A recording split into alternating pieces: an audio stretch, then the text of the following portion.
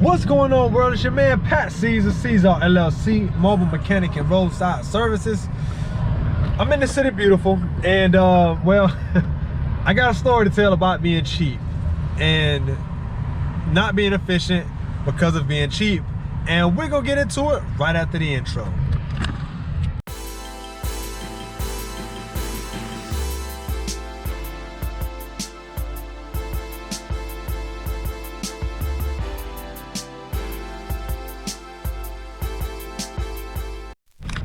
So about a week ago, I'm working on this car. It was I'm still working on it. 2006 Buick Enclave. After doing some testing, realized that it needed a starter. So the starter, right there. Well, this is what happened. It was $260 something for this starter at the parts store. So I told my customer, I say, listen, we can find this thing on eBay for cheaper, but you're gonna have to wait. And there's never no guarantees, but you know, I've had good luck with it. We can run it. I'm just trying to save you money. She says, okay, let's do it. Now, week goes by, starter did not come in. Week and a few days come by, finally comes in almost 2 weeks later. All right, she's like, cool, I had another vehicle. Go in it, and I told her, like, listen, I can finish it same day if we just go to the parts store, they got it in stock. But you're gonna save about $200 just on the parts. If we go this other route. She's like, let's go the other route. So I initiated it, so I can't even be mad. Well, long story short, I'm underneath this Buick Enclave. The starter, you have to remove the exhaust to get to the starter because it sits in the front, towards the front of the engine, towards the radiator, but underneath the exhaust manifold. I mean, it's horrible, in a horrible position.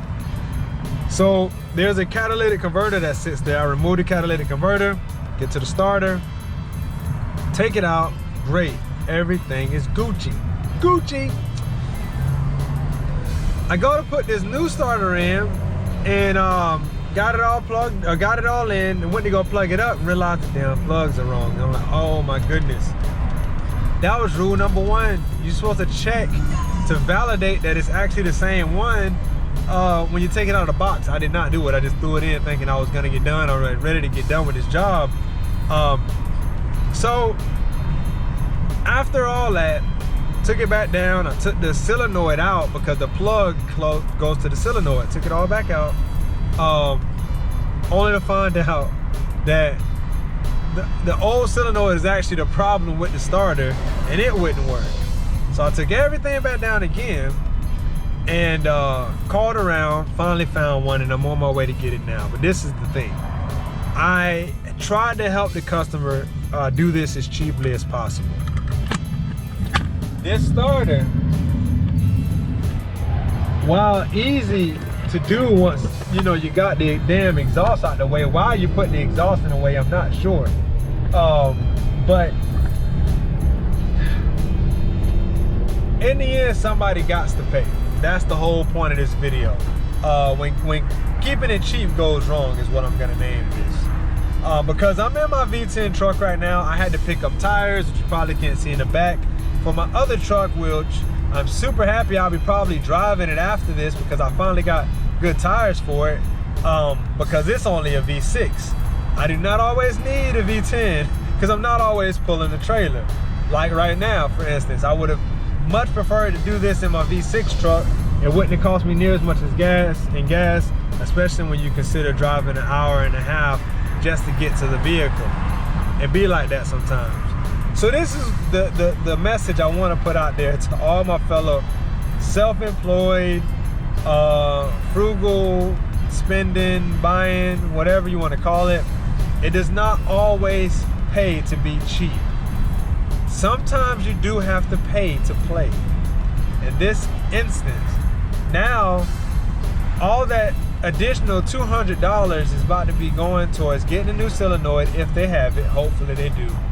And putting gas back in the tank, which you would think that's a good thing for me, but it's not necessarily, because now I'm putting miles on my truck. It's still under 100,000, and that's great. I want to keep it well under 100,000. I got big plans for this truck one day.